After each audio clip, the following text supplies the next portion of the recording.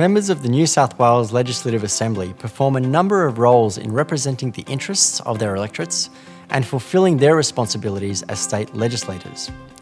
As well as responding to the needs of their own constituents, newly elected members are expected to participate in the parliamentary process as members of one or more parliamentary committees.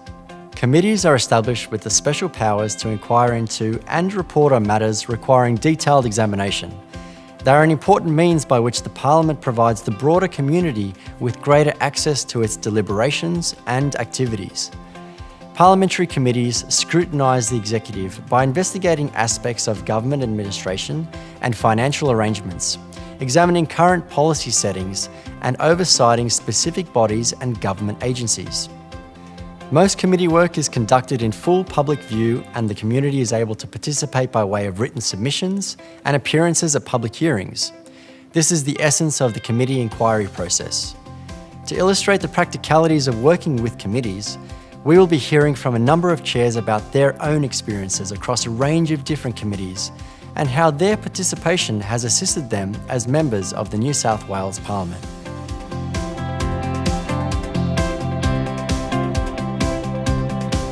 The committees, by their very nature, are all quite different. Others have been short and sharp. Certainly the Parliamentary Budget Office Committee ran for about 8 months, I think, in total, and then hasn't met since. And then others are just slow burners. So the regional development one has been more of a long, slow, ongoing burner. And so they're all different.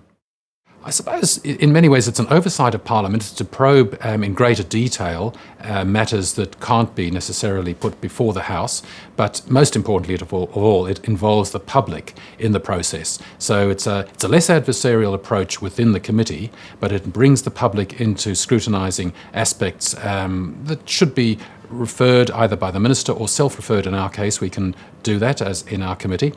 Subjects that we feel need a bit of probing, which can then inform government policy in the future. We hear from the community. The community come in and say to us what they want, about who they want, in whatever words and language they want, and we take that on board, and that all feeds into what the committee is hearing. The committee work, more so than the chamber here in New South Wales Parliament, the committee work is where genuine democracy and good policy happens. So the work of a committee is to either take aspects of forthcoming legislation or issues of the day, or even to review the effect of legislation from the past. That would then enable, under parliamentary privilege, a rare thing, for stakeholders, members of the public, to offer their views without fear and create a body of information that ultimately the report will contain and be forever a good reference point. The government of the day takes note of the outcome of committee work. Sometimes a committee reviews legislation, but other times the work of a committee leads to legislation. So the members of a committee are quite possibly expert, in fact even more expert than the minister who will introduce the piece of legislation.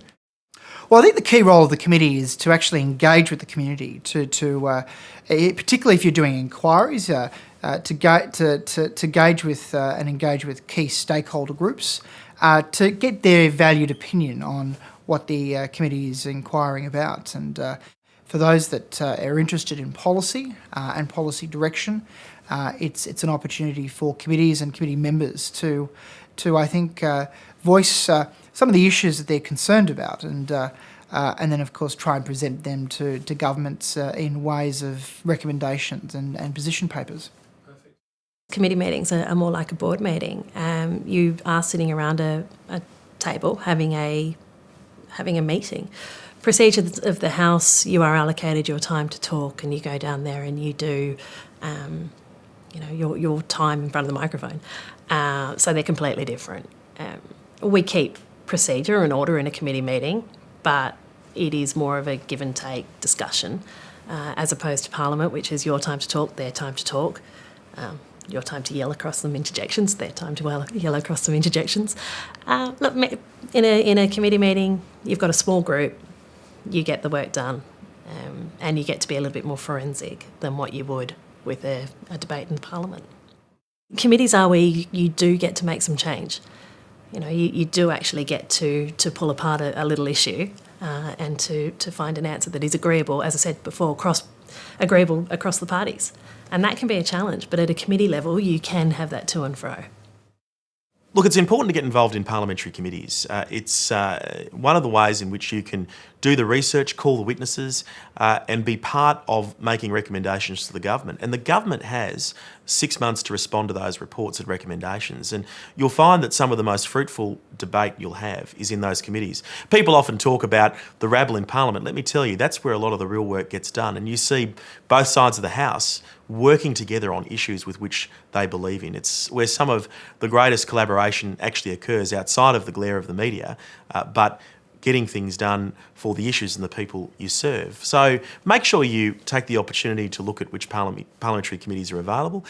Nominate yourself, talk to your whips about being on those committees, because inevitably they will be the ones that will be making recommendations to the Premier's office or to the opposition leader's office.